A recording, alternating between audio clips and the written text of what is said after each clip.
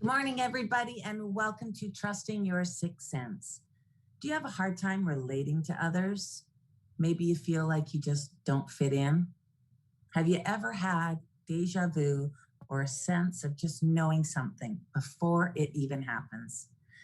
Hey, everybody, I'm Miss Chrissy D with the PNK Files, helping you be prepared when life happens. And this is Darlene Turner with Victim to Victory, and together we're the perspective. Hi, everyone. Good to see you today, or know you're out there anyway. So review, last week we talked about the throat chakra, which was our expression of ourself, our truth. This is where our dreams are. And it's also that balance of communication, speaking and being heard and listening to others. So today we're talking about the brow chakra, which is basically right in the middle of our forehead. Other name that it's known by is our third eye. And it's connected to the sinuses, the eyes, the nose, and the pituitary and the pineal gland, as well as the sphenoid bone. So I think this isn't really talked about a lot, and I really wanted to get a little bit into the physical part of this so that you can kind of understand the importance of the sphenoid bone in here. And it's the bone that actually is in between all of the cranial bones. And in it is the pineal and the pituitary. So the pineal is a little gland in the middle of our brain, sort of the size of a walnut. And not much is said about it. It's producing the melatonin. It kind of regulates the light and the dark. So, some people get SADS, that winter depression. So this is kind of where that would lie. Or if you're having trouble sleeping, that would be another way that you can kind of relate to this pineal gland. But beyond all that, this is where your superconscious lies and your connection to the world beyond. So this pineal gland also is connected to the pituitary, which is the master gland of the body. And with the sphenoid bone has articulates and has a little movement in there, and that activates these two glands to secrete hormones, which are very important, 9 hormones, which are important for our balance of our hormones in our body. So this as well affects the sinuses and can affect the eyesight, I think, in some ways. The sphenoid can get jammed up. And when that happens, and that happens through shock, that can happen through trauma, then it doesn't do its articulation. It gets jammed up in there, and it can cause a lot of issues with the sinuses. It can cause issues with actually just being able to utilize our pineal gland, which in itself can get blocked up due to chemicals and things, and it's called calcification, happens on the pineal gland. So do your own little bit of research into this, find what you resonates for you. This is my perspective on it and a little taste into it. So this place, the third eye, the sixth chakra, is us being able to connect to the untangible world beyond our 5 senses of sight, hearing, touch, sound. And Chrissy's going to tell us more about it. She's going to explain it. So here you go. Okay, so I actually did a little bit of research into this because I didn't know a lot about it. So it's the clair senses. And these are types of psychic abilities that correspond with our seeing, hearing, feeling, smelling, taste, and knowing. So, and we'll all have something that's more dominant. We will all lean towards something. So it's important to know a little bit about them so that we can go, if you're lost and you, like myself in a lot of this, and you don't know which one is your strengths. So the first one is clairvoyance. And I think people have heard a lot about this one. This is about clear seeing. So this is when we see past, present, or future through our mind's eye or the third eye. These people are usually visual people, artists, builders, photographers, decorators. Next, we have clairaudience, which is our hearing, clear hearing. So this is where we hear words or sounds or music in our own mind. we would retain better when we learn from hearing it. So these are people like musicians, singers, public speakers. Next, we have clairsentients. Those are people that do clear feeling. So this entails people to feel a person or a spirit, their emotions, their pain.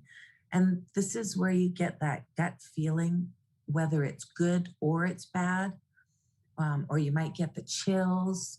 So these are people that are natural healers, caregivers, therapists, counselors, teachers.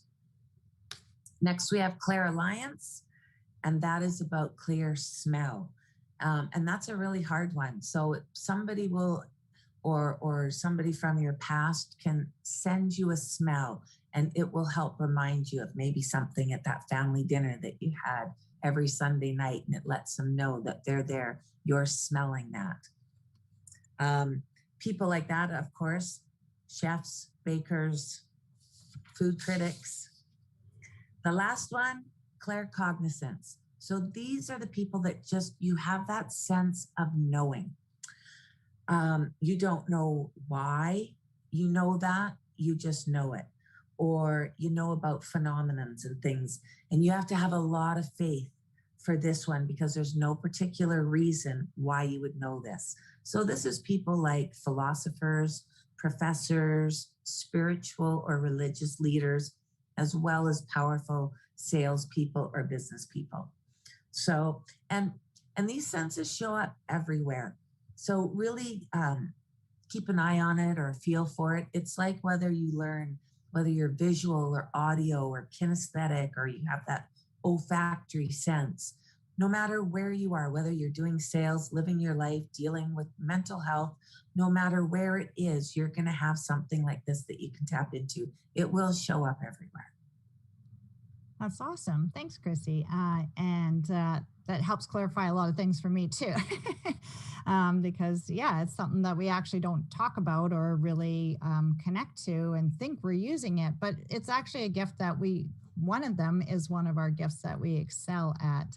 And expand a little bit on it is like some people may even see auras, which is our energy fields around body, or they may see the chakras. And then as well, they may hear, like we were saying, a message, say from angels or something. So or maybe some from people past. So there's lots of ways that, or empaths, that's the other one I wanted to bring up. We talked in previous shows, and they would be the people that can feel other people's emotions and that. So I'm sure you find yourself somewhere in these. And a lot of times, though, when we're children or something happens through life, maybe it was scary and we were given information that we didn't know what to do with, or somebody said, that's all nonsense, and it gets all shut down. A lot of times at a young age or even later in life, I have known people that have premonition and dreams, and then it's not a good premonition of something, and then they're like, oh my God, what do I do with this information? How do I erase it from my mind, for one thing, right? So it's sometimes not the easiest thing to deal with, but no, it's a gift. And when we are open, for those ones that are open to, say, messages or spirits or whatever, a lot of times there could be not so beneficial energies that may come through as spirits that don't really feel good. And especially if we start being afraid, then that kind of taps into them even more. So I wanted to make a point of telling you all to go and like our perspective page, and so we can add you to our group. And in our group, Michael and I are doing the clearing there. We did it for 21 days, but it's still there, just one or two of them. There's 64 clearing statements that help clear everything and anything that may block you or cause fear or cause maybe the not proper boundaries of your energy field, and non-beneficial energies may come in. So I just wanted to talk about that for a second. So yeah, we talked about in our questions at the beginning, sometimes we just can't relate to the world when we have these gifts, or we feel like we just don't belong, or people don't understand us, or we just sort of, lack of a better word, dummy ourselves down these gifts so that we're not sort of that oddball. but we all have it. And so what do we do with it if we find we have a message for somebody, and it may be a warning, or it may be just something that you're just told in the moment in your head, and you think, oh, that's just nonsense. But it's really important to tell these people, like, have discernment when you do tell people this, whatever it is that you may have clarity around. But it's good to let them know so that they can decide whether they want to follow your guidance or your what you've seen or have to share or not. Or if it's a message, then it's kind of like you may not see how it fits, but it may have total clarity for them, either in that moment or later on. So they could be really grateful for that information. So, yeah, I believe that everyone has this gift, right? We all have it. We just have to figure it out. And one time I had a dream, and it was a very disturbing dream. In fact, it was so disturbing, I felt like I had to tell my friend about it because it would protect her to know to look out for it. And so we ended up looking up the dream, and it wasn't bad at all. Here I was thinking it was about death and something horrible was going to happen. And it was actually about her old life dying and her new beginnings, which in turn, it ended up happening. And it was absolutely a positive thing. So we don't necessarily know what the messages are. So just keep that in mind. Still share Yeah. them, don't judge them.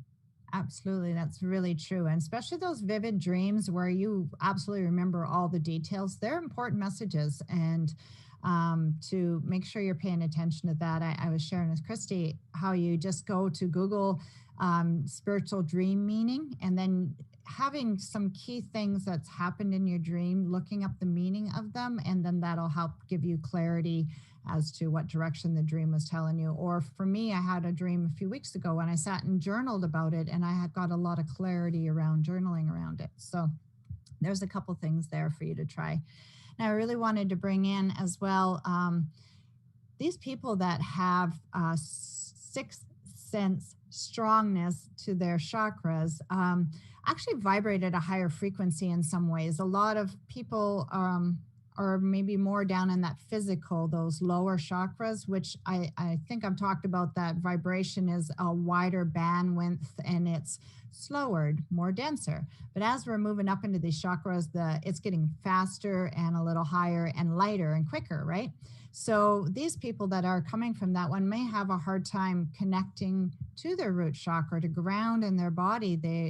So my recommendation is to ground in your heart, because that's sort of that bridge between the spiritual and the physical. And when you can ground in your heart, then you're at least coming from your heart. And so another piece of this is a lot of our children now have these special gifts, and we're having a hard time maybe working with them sometimes or understanding them, because they're really almost working from a different plane or a different dimension. We've all been taught very linear, and school systems can be very, very linear as well, whereas kids nowadays, or geniuses, or some very special people can see the question and just automatically have the answer. So they're able to see the whole picture just all at once with the information. So autism fits into this, ADHD fits into this, geniuses. So there's a lot of amazing people that are very sixth chakra strong, and that is amazing gift to have. So should we go to some tips? Absolutely. All right. I have the first tip, and it's going to be amazing, I think, because we're going to work with that sphenoid bone. And I talked about how it can get jammed up in there. So one of the tricks is you either put the tip of your tongue to the roof of your mouth like that, or you can do your finger, whatever you're comfortable. And when you put it to the roof of your mouth, I want you to breathe in through your nose and out through your mouth. It helps reset that sphenoid bone if it were jammed. And I have the book I've been using is Evelyn Mulder's. I've been referencing her book through all the chakras. It's The Essence of Sound. And she created these sound myths that have the music and the crystals and all these wonderful things in it. So while we're going to do 3 breaths together. So while you're doing that through your nose, with your tongue on your tip of your mouth or your finger, I'm going to spray and see This is going to help solidify this tip, as well as see if you can smell anything. Who knows, right? So let's give it a try.